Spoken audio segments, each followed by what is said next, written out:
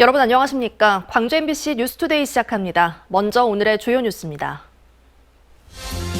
광주의 한 고등학교에서 시험지 베끼기로 또다시 논란이 일고 있습니다. 뒤늦게 문제가 불거지면서 학생들은 기말고사와 중간고사를 다시 봐야 하는 상황입니다.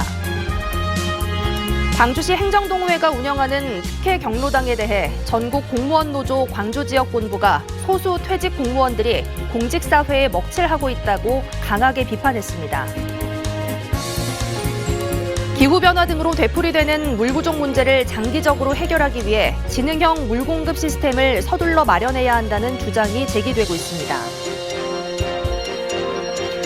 코로나19가 다시 확산하고 있는 가운데 전남 지역 백신 접종률이 10%대에 불과해 보건당국의 고민이 커지고 있습니다.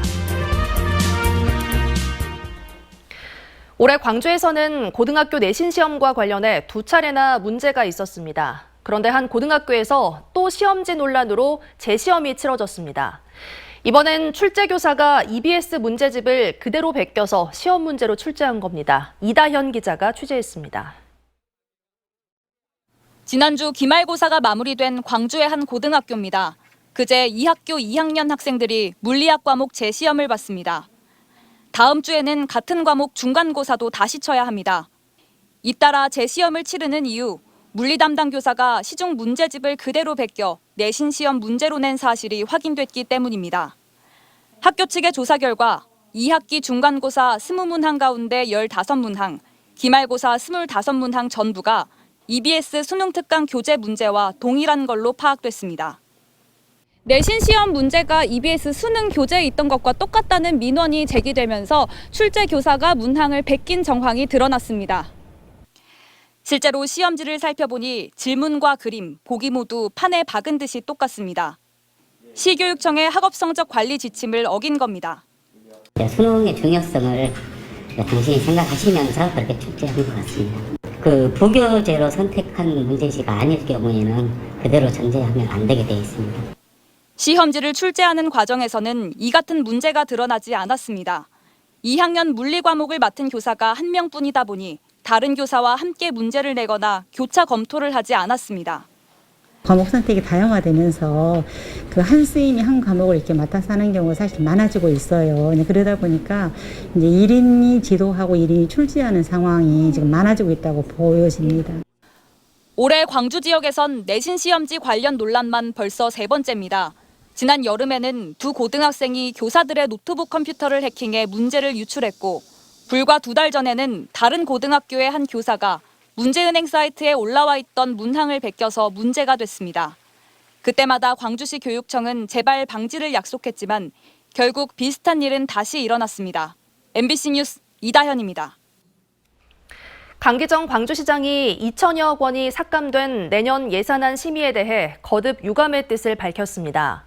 강 시장은 확대 간부 회의에서 공직자들이 편성 단계에서 예산실과 협의하고 심의 과정에서는 시의회 의원들에게 읍소했을 과정이 눈에 선하다며 심의 의결이 옳지 못했다는 점을 느꼈고 여전히 유감스럽다고 말했습니다.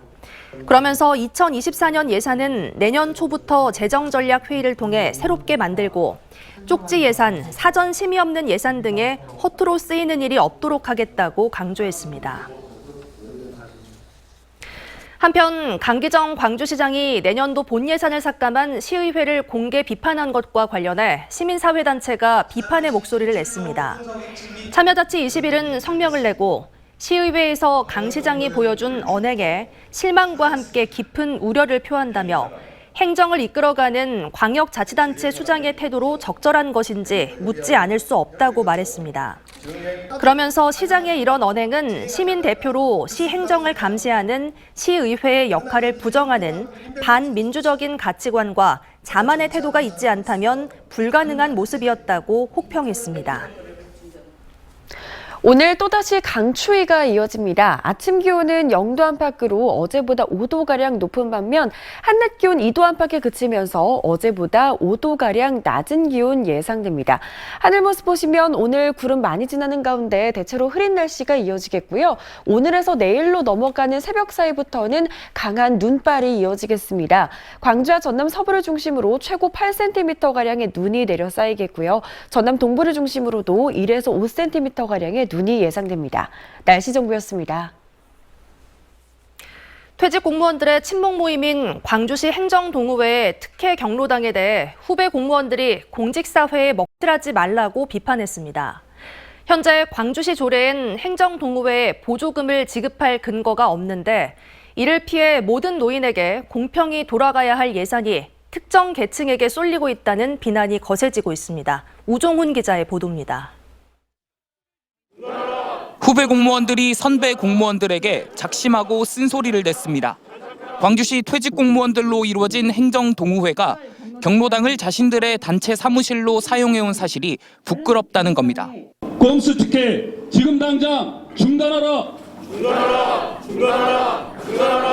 공무원 노조는 특혜 경로당이 선거 땐 특정 정치인을 공개 지지하고 이후엔 특권을 누리는 관행의 산물이라며 소수 퇴직 공무원이 사회에 먹칠하고 있다고 비판했습니다. 공직사회가 이런 일부 퇴직자들의 이런 특혜와 특권을 방조한다는 것은 우리의 의무를 다하지 못하고 있다고 생각을 해서 퇴직 공직자 단체에 보조금을 지원하려는 움직임은 늘 논란 속에 무산됐습니다. 지난해에도 광주시의회 일부 의원들이 퇴직 공무원과 경찰의 친목 단체인 행정동의회와 재향경우회에 보조금을 직접 줄 수 있도록 하는 조례를 만들려 했지만 과도한 특혜라는 반발에 결국 자진 철회했습니다. 시민단체는 지원 근거가 없는 상황에서 경로당 노인들에게 돌아가야 할 예산이 퇴직 공무원과 전직 의원에게 편법으로 주어지고 있다며 광주시와 자치구에 철회를 요구했습니다. 우회적인 어떤 법 적용을 통해서까지 지원하려고 했다는 것은 의정동호회에 대한 특혜 지원이라고밖에 볼 수가 없다고 봅니다. 광주시는 책자 발간을 명목으로 행정동의회에 연간 2,500만 원의 보조금을 지급했던 것을 내년 예산에서 제외했고 서구는 특혜 경로당을 자체 감사하는 한편 관내 230여 개 경로당 운영 실태를 전수조사하기로 했습니다. 전직 공직자에 대한 반복되는 특혜 의혹을 끊으려면 광주시를 포함한 자치구 전체의 조사가 필요하다는 목소리가 나오고 있습니다. MBC 뉴스 우종훈입니다. 부하 직원들에게 갑질을 한 광주 동부경찰서 간부가 중징계를 받았습니다. 광주경찰청에 따르면 폭언을 하고 심부름을 시키는 등 부하 경찰관을 괴롭힌 동부경찰서 소속 한 경정이 직급을 1계급 내리고 3개월 동안 직무 수행이 중단되는 강등 징계를 받았습니다. 40년 가까이 계속된 진도군과 해남군 어민들의 마로해역 분쟁이 진도 어민들의 승소로 마무리됐습니다. 대법원 민사 2부는 어제 해남군 어민들이 제기한 마로해역 어업권 분쟁과 어장 인도 관련 상고심에서 모두 기각 판결을 내렸습니다. 이에 따라 진도 어민들은 해남 어민들에게 내년 7월 말까지 어장을 철거하라고 요구하고 이를 어길 경우 법적 조치를 취하겠다고 밝혔습니다. 해남과 진도 어민들은 해남군과 진도군 사이 1,370헥타르 규모의 김양식 어장인 마로해역 어업 행사권을 놓고 갈등을 빚어왔습니다.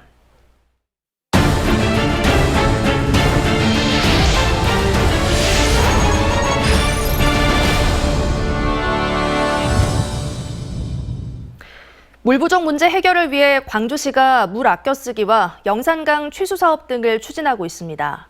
장기적으로 물 부족 문제를 해결하려면 바닷물을 끌어다 쓰는 해수 담수화 사업에 IT 기술을 접목한 지능형 물 공급망 시스템을 준비해야 한다는 주장이 나오고 있습니다. 보도에 김영창 기자입니다. 내년 3월이면 제한급수를 실시할 정도로 물 부족 문제가 현실이 되고 있는 광주.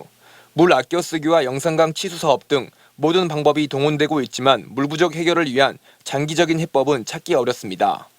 기후위기로 인한 이상기후로 가뭄과 물 부족 사태가 해마다 벌어질 가능성이 높은 상황. 때문에 장기적으로 물 공급 대책을 마련해야 한다는 주장에 힘이 실리고 있는 가운데 바닷물이 하나의 대안으로 제시되고 있습니다. 우선 바닷물을 식수로 만들 수 있는 해수 담수화 플랜트 사업을 도입하고 이렇게 만든 물을 저장할 수 있는 공간과 IT 기술까지 도입해 실시간으로 필요한 곳으로만 물을 보내는 이른바 지능형 물 공급망 시스템까지도 개발해야 한다는 겁니다. 가장 기본적인 시스템은 마르지 않는 샘물을 공급하는 거예요. 그게 바로 해수 담수화입니다. 충분히 가능하고 국산화 기술로 우리가 세계 기술력으로도 세계 2, 3위 정도가 돼요. 광주시도 이를 긍정적으로 검토하고 있는 것으로 알려졌습니다. 광주에서 서해 바닷물을 끓여다 식수와 공업용수로 쓰일 수 있도록 하루 최소 10만 톤의 물을 확보한다는 겁니다. 해수 담수화가 될 경우 광주에서 하루 생산되는 물 전체 가운데 20%를 책임질 수 있습니다.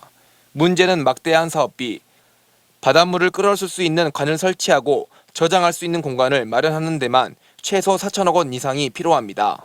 이 때문에 국가 차원에서 예산을 마련하고 사업이 추진될 수 있도록 광주 전남 지역 정치권에 충분한 지원 사격이 필요합니다.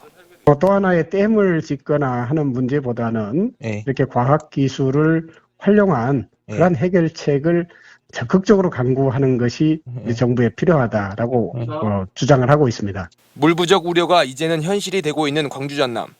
지속 가능한 수자원 확보라는 체계를 현실에 적용시키기 위해선 이제 정부가 적극적으로 응답해야 할 때입니다. MBC 뉴스 김영창입니다.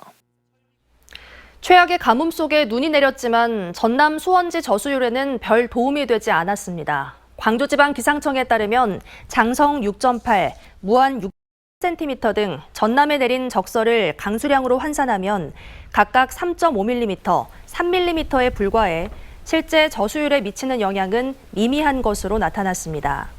기상청은 10mm 이상의 비나 폭설이 있어야만 수원지 유입 수량에 변화가 생길 것이라고 설명했습니다.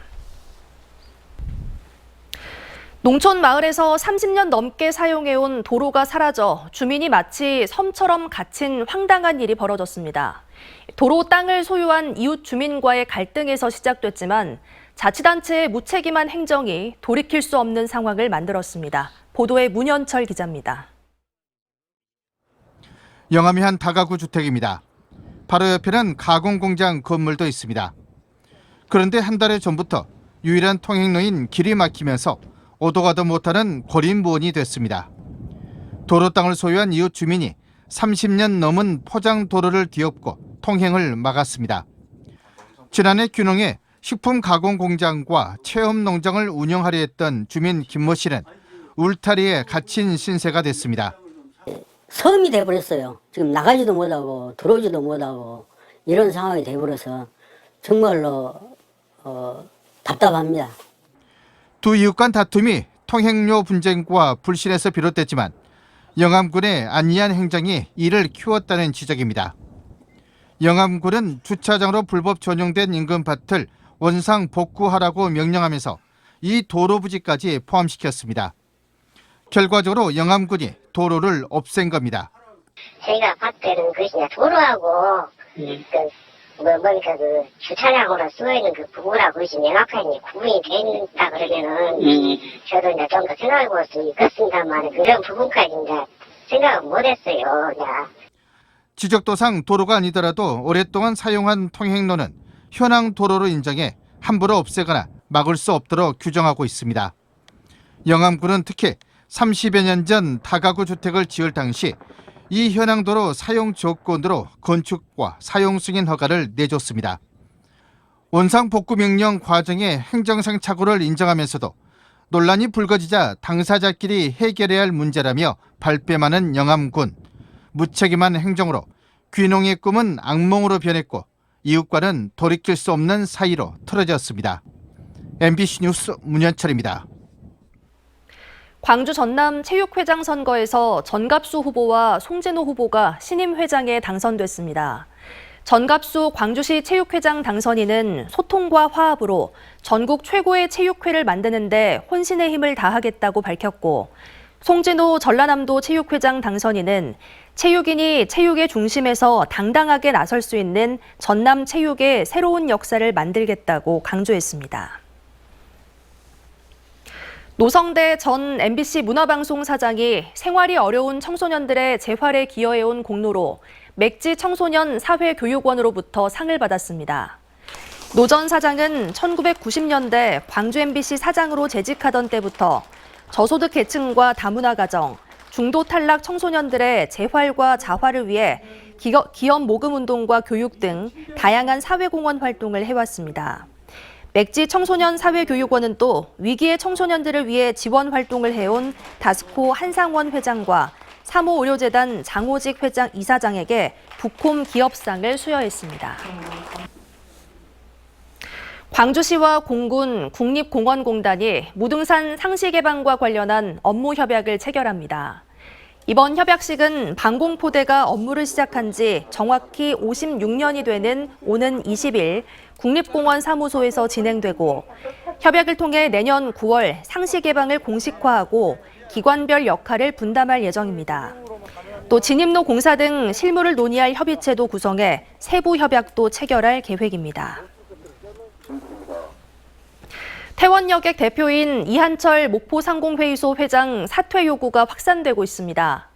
정의당과 목포 시내버스 공공성 강화 대책위원회는 자구책 대신 혈세 지원으로 목포 시내버스가 운영되고 있다며 을 이어가고 있습니다.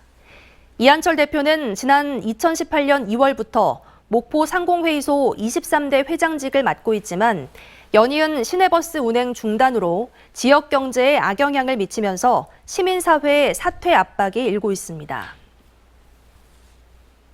전남 지역 12구 참사 희생자 유족의 취득세와 지역 자원시설세 등 지방세가 면제됩니다. 전라남도는 내년 말까지 12구 참사 희생자가 소유한 부동산이나 차량 등을 유족이 상속하는 경우 취득세를 면제하고 유족의 재산에 부과되는 소방분 지역자원시설세를 면제하기로 했습니다. 또 재산세와 주민세, 자동차세 등 시군세도 22개 시군의 자체의회 의결을 거쳐 감면을 추진할 예정입니다. 오늘부터 또다시 강추위가 시작됩니다. 광주의 아침 기온 0도 안팎으로 출근길 기온은 어제보다 5도가량 높은데요. 한낮 기온 2도에 그치면서 어제보다 5도가량 낮은 기온 예상됩니다. 하늘 모습 보시면 구름 조금 지나는 가운데 오늘 대체로 흐린 날씨가 이어지겠고요. 오늘에서 내일로 넘어가는 새벽 사이 강한 눈발이 날리겠습니다. 광주와 전남 서부를 중심으로는 최고 8cm가량의 눈이 내려 쌓일 수 있겠고요. 전남 동부를 중심으로도 1에서 5cm가량의 눈이 예상됩니다. 출근길 기온 어제보다는 높습니다. 담양의 현재 기온 영하 1도 안팎, 화순 0도 안팎에서 시작하고요. 한낮 기온 크게 오르지 못하겠습니다. 대부분 지역의 낮 기온 1도에서 2도 안팎에 그치겠습니다. 순천 영하 0.6도로 출발해 한낮 기온 5도로 예상됩니다. 바다의 물결은 최고 2m에서 3m 안팎으로 조금 높게 일겠습니다. 주말 사이 날은 더 추워지겠습니다. 광주의 기온 영하 6도 안팎까지 곤두박질하겠습니다. 날씨 정보였습니다. 다음은 희망 2023 나눔 캠페인에 성금을 보내주신 분들입니다.